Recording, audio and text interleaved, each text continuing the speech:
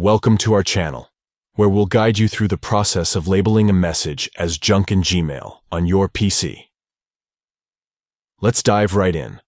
First, open Gmail by launching your web browser and navigating to the Gmail website.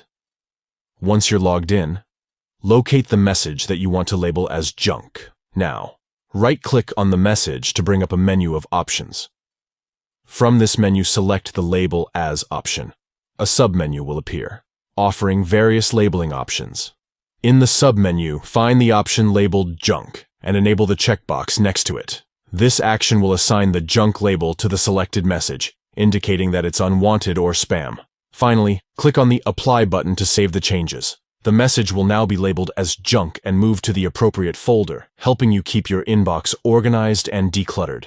And there you have it. You've successfully labeled a message as junk in Gmail on your PC. It's a simple and effective way to filter out unwanted emails.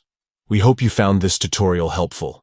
If you did, please give this video a thumbs up and subscribe to our channel for more Gmail tips. Thank you for watching, and we'll see you in the next video.